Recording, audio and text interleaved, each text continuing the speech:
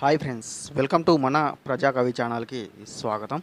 Friends, ఒక వ్యక్తి తన జీవితంలో ఎలాగైనా సరే, ఏం చేసైనా సరే, మంచి చేసైనా సరే, చెడు చేసైనా సరే, నేను ఎట్టకేలకు నా జీవితాంతం నేను సుఖంగా ఉండేలా చూసుకోవాలి అని ఫిక్స్ అయిపోయి తనకు నచ్చిన పని, వచ్చిన పని, అది మంచి పని చెడ్డ పని అని ముందు వెనక ఆలోచించకుండా తనకు వచ్చిన పని చేసుకుంటూ ఎంతో సుఖంగా జీవిస్తూ ఉంటాడు. అయితే ఒకసారి అతను ఎంతసేపు ఇదే ప్రపంచమేనా, ఇదే పనేనా, బయటికి వెళ్ళి సరదాగా కాసేపు గడిపి ప్రకృతి అందాలను ఆస్వాదిద్దామని చెప్పేసి తన తోటి స్నేహితులతో ఒక టూర్కి వెళ్ళడం జరుగుతుంది. అయితే ఆ టూర్లో భాగంగానే అతని ఫ్రెండ్స్ ఒక పెద్ద శివుడి దేవాలయానికి వెళ్ళడం జరుగుతుంది. ఆ విధంగా ఆలయంలోకి ఎంటర్ కాగానే అక్కడ ఉన్నటువంటి భక్తులందరూ క్యూ లైన్లో శివుడి యొక్క దర్శనం కోసం వెళ్తూ ఉంటే వారి పక్కనే ఉన్నటువంటి మహిళల యొక్క క్యూలో కొంతమంది అనుకుంటూ ఉంటారు, ఇక్కడి శివుడు చాలా పవర్ఫుల్ అంట, ఈ గుళ్ళో ఉన్నటువంటి శివుడిని దర్శించుకుంటే మనము ఇదివరకు చేసినటువంటి పాపాలన్నీ పోతాయంట అని చెప్పేసి అక్కడ క్యూలో ఉన్నటువంటి మహిళలు అనుకుంటూ ఉంటారు.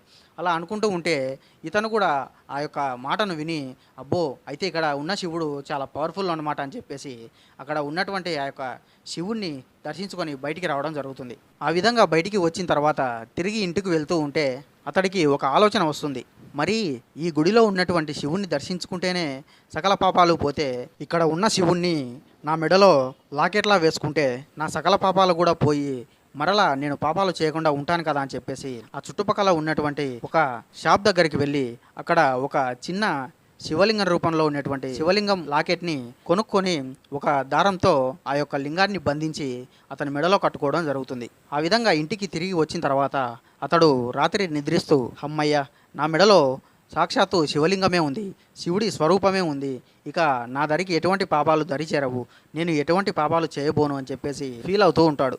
ఆ మరుసటి రోజు ఉదయాన్నే లేచి తను ఎంతో మారిపోయానని ఫీల్ అవుతూ మరలా తనకు నచ్చినటువంటి వచ్చినటువంటి పని చేసుకుంటూ యాస్టీజ్గా ఇది వరకు ఎలా ఉండేవాడో అలానే ఉంటూ తను సుఖంగా ఉండేటువంటి క్రమంలో తను చేసేది మంచి పనా చెడు పనా అని ఆలోచించుకోకుండా జనాల దగ్గర దాదాగిరి చేస్తూ డబ్బు సంపాదిస్తూ సుఖంగా ఉండడం జరుగుతుంది. అయితే ఆ విధంగా కొన్ని రోజులు గడిచిన తర్వాత ఒకరోజు ఒక లోన్లీ ప్లేస్కి వెళ్ళి కూర్చొని ఆలోచిస్తూ ఉంటాడు.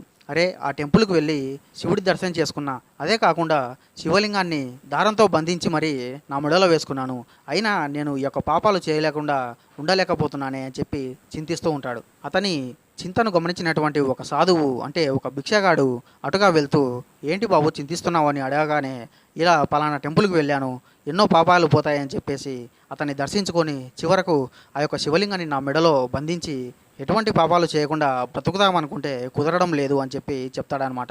ఆ యొక్క మాటకు ఆ సాధువు నవ్వి, చూడు బాబు, శివలింగాన్ని దారంతో బంధించి గంగిరెద్దు మెడలో వేసుకున్నట్టుగా వేసుకుంటే సరిపోదు, శివలింగాన్ని బంధించి నీ మెడలో వేసుకున్నంత మాత్రాన పాపాలు పోవు, ఇన్నాళ్ళు జల్సాలకు చెడు పనులకు అలవాటు పడినటువంటి నీ మనసు ఒక్కసారిగా ఎలా మారుతుంది, సో నేను చెప్పినట్టు చెయ్యి అని చెప్పి ఈ విధంగా చెప్తాడనమాట.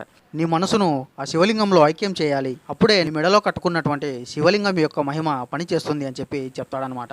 దానితో అతడు ఆ యొక్క భిక్షగాడికి తన దగ్గర ఉన్నటువంటి ధనాన్ని భిక్షంగా వేసి అక్కడ నుండి వెళ్ళిపోవడం జరుగుతుంది. ఆ విధంగా ఇంటికి వెళ్ళిన మరుసటి రోజు నుండి ఉదయాన్నే లేచి చక్కగా స్నానం చేసి ధ్యాన ముద్రలో కూర్చొని అతని మనసును తన మెడలో వేసుకున్నటువంటి శివలింగంపై నిలపాలని చెప్పి ఎంతో ప్రయత్నిస్తూ ఉంటాడు.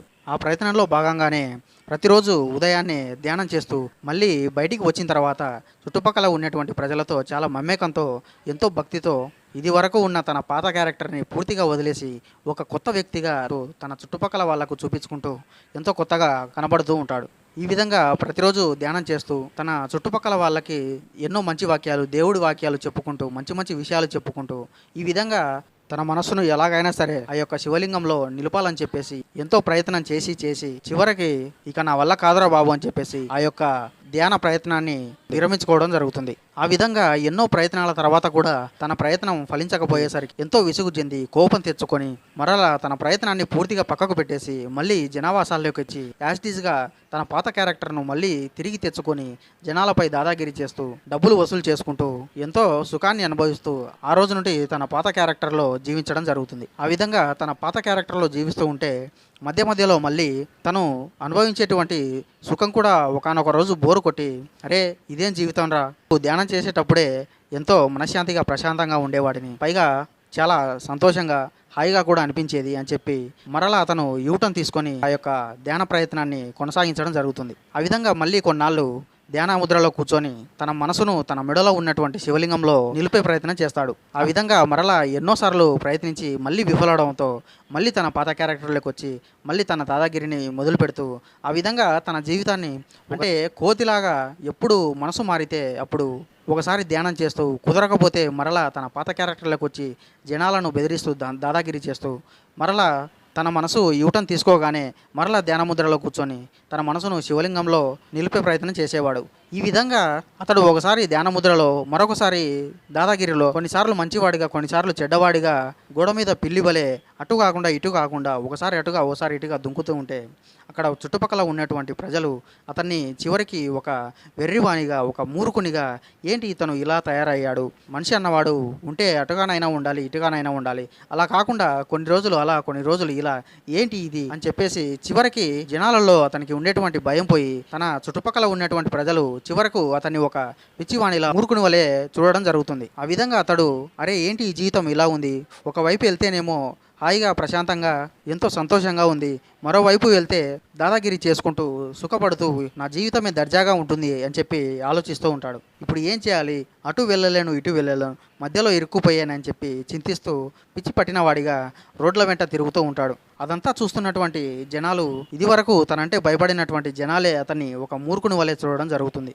సో ఫ్రెండ్స్, మన సమాజంలో కూడా కొంతమంది భక్తులు సాక్షాత్తు దేవుడే తన మెడలో ఉంటే తనకంతా మంచి జరుగుతుందని ఊహించి ఆ యొక్క దేవుడి లాకెట్ని తాడు కట్టి మెడలో కట్టుకొని బయట సమాజంలో తిరుగుతూ ఉంటారు. కొంతమంది అలంకరణ కోసం కట్టుకుంటే మరికొంతమంది స్టైల్గా ఉంటుందని మరికొంతమంది భక్తితో కట్టుకొని తిరుగుతూ ఉంటారు. సో ఫ్రెండ్స్, ఆ విధంగా శివుడి యొక్క రూపాన్ని మన మెడలో కట్టుకొని తిరిగినంత మాత్రాన మనకేం లాభం, కానీ మన మెడలో శివలింగం రూపం మాత్రమే ఉంటుంది, మన మనసు మాత్రం ఎటో తిరుగుతూ ఉంటుంది. మళ్ళీ కొన్నాళ్ళకి దేవుడు గుర్తొచ్చి ఆ యొక్క శివలింగం గుర్తొచ్చి మన మనసును ఆ శివలింగంలో నిలపాలి అని దైవాన్ని తెలుసుకోవాలని చెప్పేసి ధ్యానం చేసి మన మనసును శివలింగంలో నిలపలేక మళ్ళీ ఆ యొక్క ప్రయత్నాన్ని విరమించుకొని మరలా యథావిధిగా మన యొక్క పాత క్యారెక్టర్ను ధరిస్తూ ఉంటాం. సో ఈ విధంగా మన మనసును కొన్నాళ్ళు దేవుడిపై మరికొన్నాళ్ళు ప్రాపంచిక విషయాలపై పెడుతూ ఉంటాం. ఆ విధంగా మన మనసును కొన్నాళ్ళు అక్కడ కొన్నాళ్ళు ఇక్కడ పెట్టడం వల్ల ఎందులోనూ మన మనసు గెలవలేక చివరికి మన మనసే మనల్ని ఒక మూర్ఖుని వలె తయారు చేయడం జరుగుతుంది. సో ఫ్రెండ్స్, ఇదే విషయాన్ని వేమన గారు తన పద్యం ద్వారా చాలా చక్కగా వివరించడం జరిగింది. ఆ పద్యం ఏంటనేది ఇప్పుడు చూద్దాం.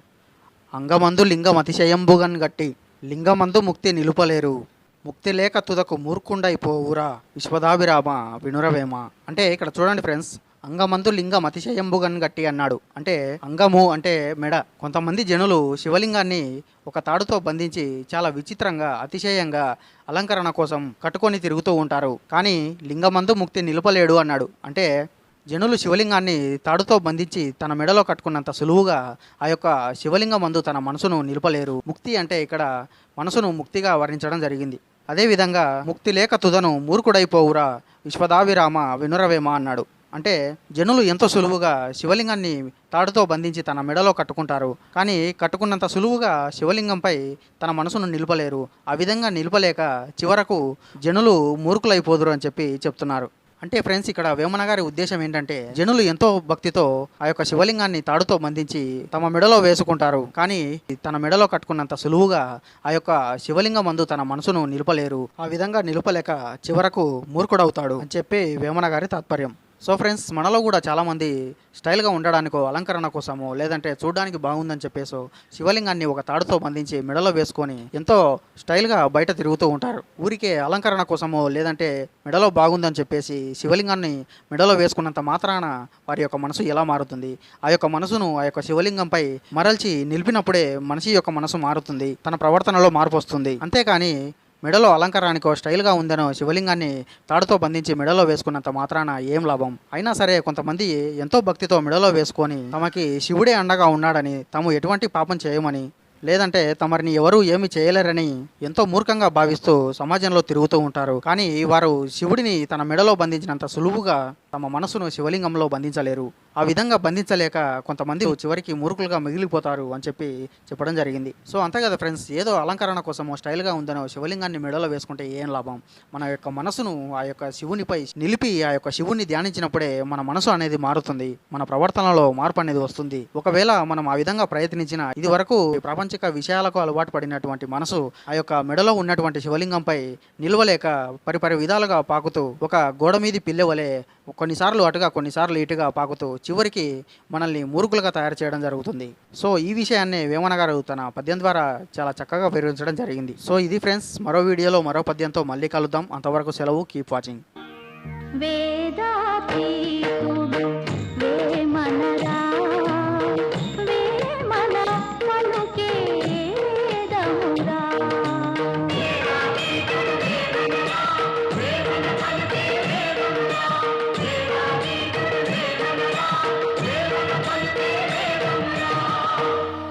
ఫ్రెండ్స్, ఈ వీడియో మీకు నచ్చినట్లయితే లైక్ చేయండి, నచ్చకపోతే షేర్ చేయండి. ఈ ఛానల్ మీకు ఎంతో కొంత యూజ్ అవుతుందంటే మాత్రం సబ్స్క్రైబ్ చేసుకోండి. ఓపికతో విన్నందుకు ధన్యవాదాలు. వేమన గారి ఆశీస్సులు ఎల్లప్పుడూ మీపై ఉండాలని కోరుకుంటూ ఇట్లు మీ ప్రజాకవి.